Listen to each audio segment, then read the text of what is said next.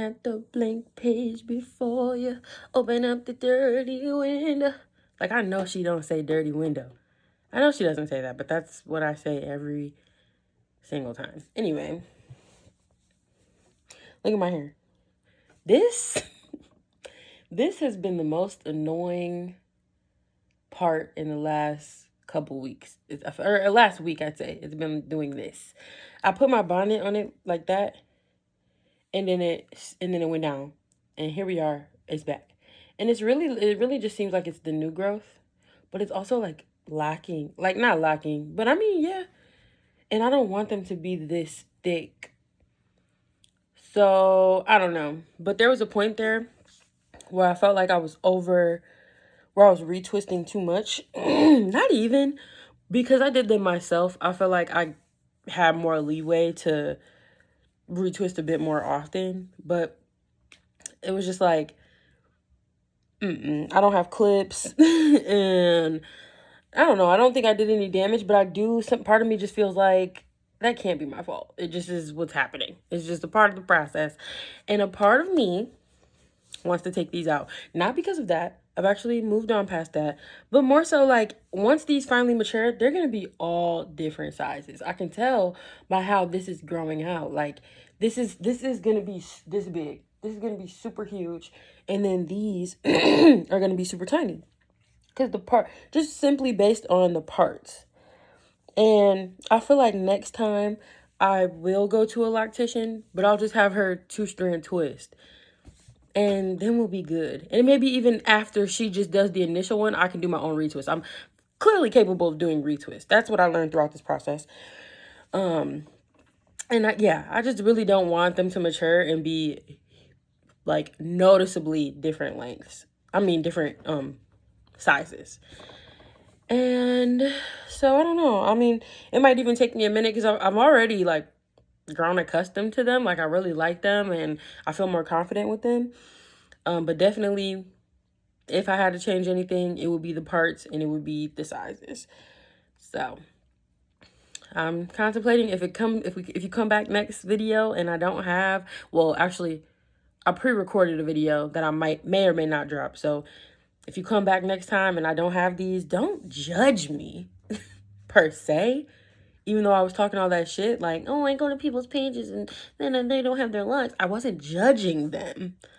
I was just saying how sad I was. And I feel like, go ahead and be sad, because that might happen. I'm going to be sad. And, you know, that just might be what it is for now, until I can find a loctician.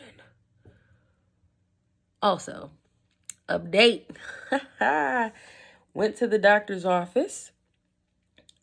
Talked to them about a weight loss injection so that I don't have to do this by myself, because that consistency barrier and just I've talked to people who have had good results with them, and I just felt like it was time to try something new. You know, doing the same thing over and over again and expecting different results is not something I'm into. And I, have a fairly well pattern of eating.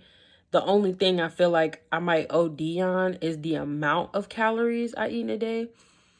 Or maybe, because like the thing is, I don't eat a lot, but I feel like the foods that I choose are high calorie. So that's where I always go wrong. I'm always a big cheese, a big meat. I'm sorry, a big cheese, a big like dairy, ranch, sour cream, all that. That's always going to be my downfall. But lately, because the last time I went to the doctor, she told me that I had high cholesterol. So I cut down. I got low fat sour cream. I got no fat cheese. Sorry. I got no fat cheese. I got no fat ranch. And what I've learned from doing that is that the thing that attracts me to cheese and ranch specifically is the fat, because the way that the ones with no fat taste disgusting lets me know that it's not even the ranch or the cheese, it's the fat that is making me want to eat it. So that no fat ranch, I mean, have I been using it? Yes, but it doesn't bring that same sense of satisfaction. Same with the cheese. The cheese honestly low-key tastes like trash. Like, I could really throw that away and I wouldn't even I wouldn't even be mad. But like, it's just something about it. It tastes like brick. It tastes like, something tells me it tastes like vegan cheese, but I know that's not the case. But whenever I think about trying vegan cheese, I feel like that's what it tastes like. So anyway, me being a big texture girl, I feel like I can really knock cheese off. I'm not going to say it's going to be easy, but I think it would be like, maybe even just switch to different cheeses. I don't know. But I've started the injection. I started yesterday. I had my boyfriend give it to me because I was like literally so scared. I didn't even know if I was going to share this part with you guys, but I feel like I want to be open and honest and transparent, and also just eventually be able to give tips on what I did and what I wouldn't do. I already talked to the people who have taken it in my life, and yeah, it just seemed like a good option, and now I want to share it with you guys. First thing that I noticed today, of course, is the suppressed hunger that I knew was going to happen. I'm not really hungry, but it's not suppressed in how I feel maybe others have experienced it, or how people say. Mine, like, I'm still get hungry, but I think I just get full faster. I feel like I just ate the biggest meal that I've had of the day, maybe. Or maybe it was just very similar to the first meal I had today. But I got Mediterranean food, and yeah, I had like 2 little platefuls, like very small amounts. And I tried to pay attention, do that intuitive eating, like pay attention to my body cues of being full and like giving myself time in between. And yeah, after I did like that small second plate, I was like, I'm already full. And it wasn't even like half of the bowl. It had to be like a quarter of the bowl that I ate. So, and I'm already full. I was drinking water the whole time too. And yeah, I just feel very full. Like, I feel full to the point where I could lay down and go to sleep. And I feel like that's not good. So that lets me know that that might have been too much, that I need to dial it back a little bit. But I had oatmeal this morning. I think the also cool part about this suppressed hunger is that it's easier to plan a meal. Like this morning, I was like, I need fiber because I was constipated. Oh my God, that was another thing. Got constipated.